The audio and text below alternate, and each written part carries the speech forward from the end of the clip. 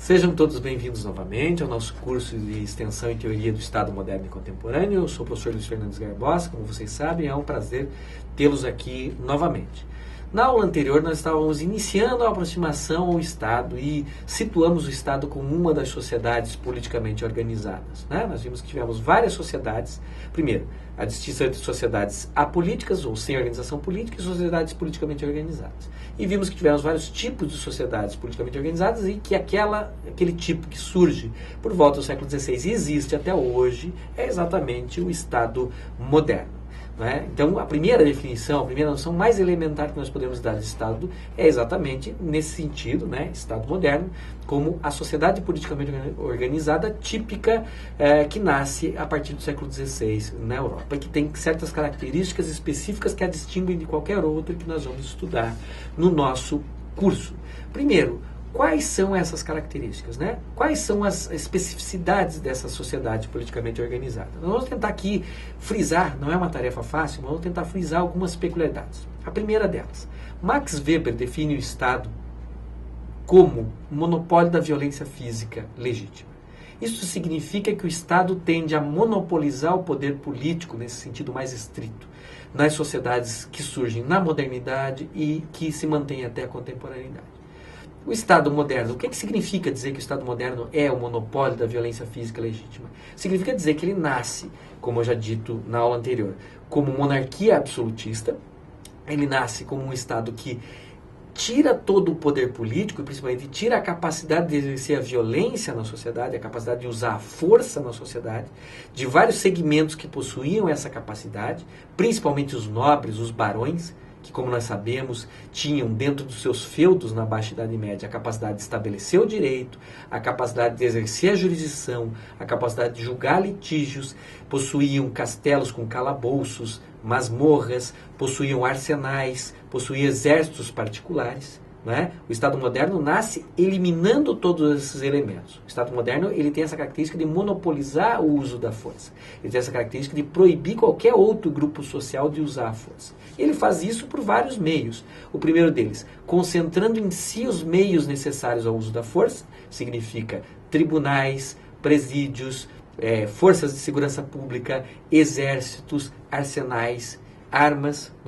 De outro lado, ele proíbe o uso da força na sociedade, ou restringe esse uso ao mínimo. Significa que cada vez mais os demais grupos sociais vão ser proibidos de usar a força e apenas o Estado poderá fazê-lo. Significa que os senhores feudais que anteriormente podiam ter exércitos particulares não poderão mais ter. Significa que os cidadãos que antes podiam andar armados tendencialmente serão proibidos de andar armados. Significa que cada vez mais o Estado vai ser o único ente que vai possuir forças de segurança pública, exércitos assalariados pelos cofres públicos. Significa que o Estado concentra em si esses meios do uso da força física e proíbe a sociedade de usar a força física, tornando-se aquilo que a gente chama de Estado moderno nesse sentido weberiano. Significa também que o Estado moderno vai pretender monopolizar o direito. Significa, vai pretender recusar a capacidade de qualquer outra fonte social do direito.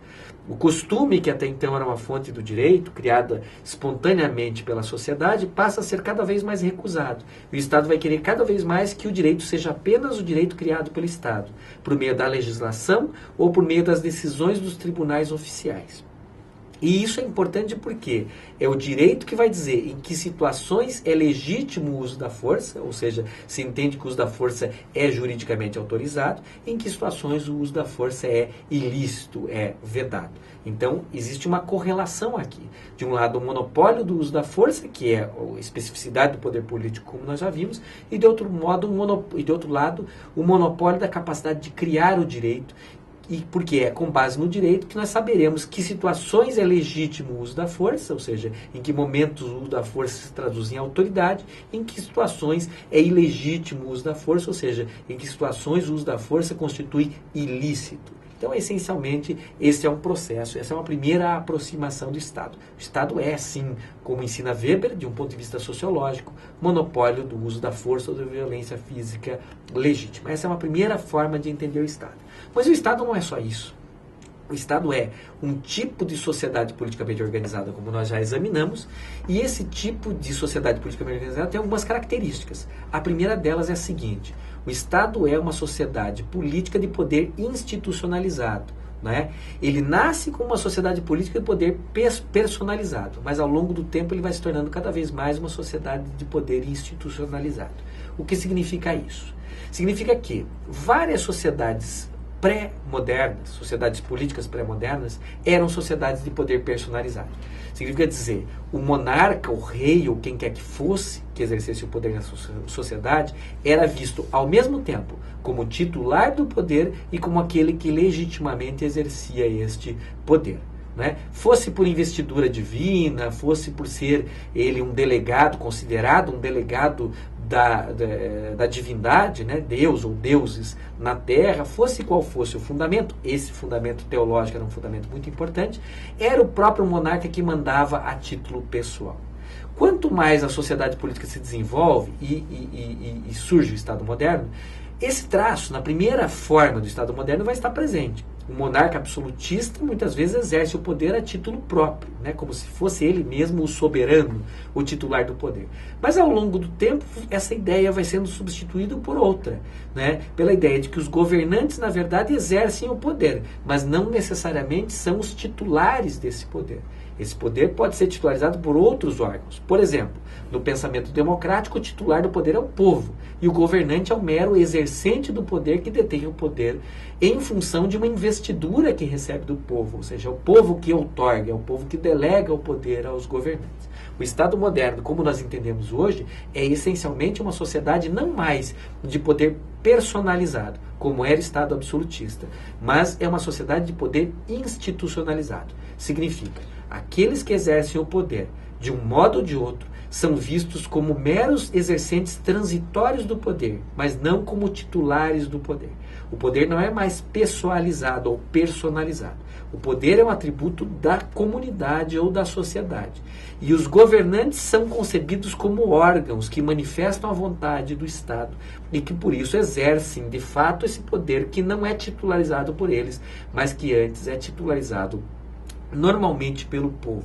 As teorias mais importantes de justificação do Estado, como nós veremos, são as chamadas teorias democráticas, né? E todas elas afirmam que o titular do poder ou titular da soberania é exatamente o povo e que os governantes meramente são delegados que exercem o poder em função de uma decisão do povo, que os elegeu, que os escolheu, mas exercem esse poder eles próprios em nome do povo e, teoricamente, visando o interesse do povo. Então nós temos aí essa característica, isso traduz em duas características importantes do Estado.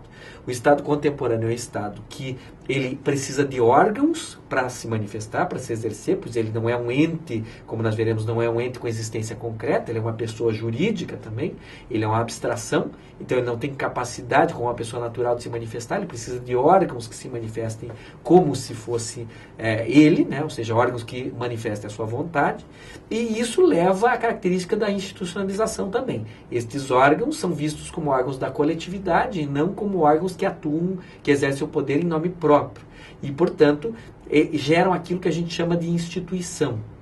Algo que pré-existe ao titular do órgão, existe durante o exercício do poder por esse titular e que vai continuar existindo no futuro. É por isso que hoje para nós é muito claro que os governantes se sucedem, embora os órgãos do Estado sejam permanentes. Seja por hereditariedade, seja por eleições, os exercentes do poder vão sendo substituídos. Mas o poder possui uma continuidade, exatamente em função dele ser manifestação de instituições e não manifestações de um poder personalizado.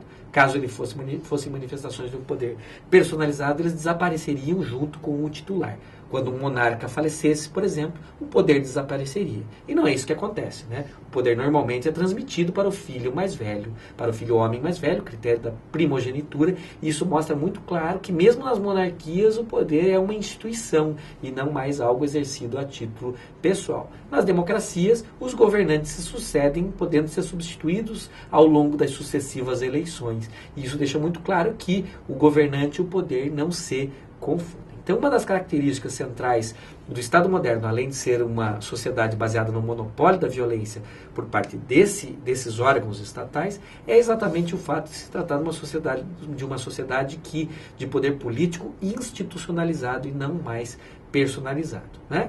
Uma terceira e última característica que é fundamental para essa primeira aproximação é exatamente o fato de que o Estado moderno é uma pessoa jurídica, né? Todas as sociedades políticas pré-modernas eram concebidas de uma maneira um pouco grosseira, mais ou menos como sendo a própria comunidade, a própria sociedade política, não é? Hoje, né, nós temos uma concepção que foi se desenvolvendo gradualmente, que entende o Estado como uma pessoa jurídica, do mesmo jeito que as empresas ou associações, embora essa pessoa jurídica seja uma pessoa jurídica peculiar, uma pessoa jurídica especial, que não se confunde com essas outras pessoas jurídicas. Mas significa, o Estado é dotado de personalidade jurídica. Embora ele não seja uma pessoa no sentido que nós somos, né, pessoas de carne e osso, pessoas físicas ou pessoas naturais, ele é uma pessoa no sentido que são as empresas, as associações e as outras sociedades. Ou seja, é considerado como pessoa pelo direito, é considerado, portanto, como capaz de titularizar direitos e deveres na ordem jurídica e, portanto, ele tem responsabilidade jurídica e, eventualmente, responsabilidade política, como nós veremos adiante. Então, essa é uma característica distintiva e importante também do Estado. O Estado moderno é o primeiro Estado que é concebido como uma pessoa jurídica e não mais como simplesmente como a coletividade ou algo que se confunde com a coletividade. Já indo para o encerramento da nossa aula, é importante chamar atenção para as definições de Estado em sentido amplo e em sentido estrito, ou em sentido lato e em sentido estrito. Em sentido estrito, o Estado vai ser apenas a sociedade política que detém certas características que nós vamos estar estudando ao longo dessas sucessivas aulas, né? Especialmente a soberania ou independência, que nós vamos examinar mais adiante, né? Mas em sentido lato existem outras entidades que são chamadas de Estados. É assim, por exemplo, que no Brasil nós nos referimos ao Estado, em sentido estrito, como sendo a República Federativa do Brasil, ou seja, esse Estado soberano, independente, que tem capacidade de direito internacional público, que é capaz, portanto, de se relacionar com outros estados no âmbito internacional, né? Estados Unidos, México, Argentina e assim por diante, né? De estados como, por exemplo, os estados federados da Federação Brasileira, Mato Grosso do Sul, Paraná, Santa Catarina, São Paulo. Esses estados são estados em sentido amplo ou em sentido impróprio, porque, como nós veremos mais adiante, eles não são dotados de soberania ou independência, mas são dotados de mera autonomia. Então, nós não podemos confundir essas duas coisas. São fenômenos relacionados, mas não se confundem. O Estado que é objeto do nosso curso aqui é principalmente o Estado em sentido estrito, ou seja, o Estado soberano. O Estado dotado de capacidade de direito internacional público.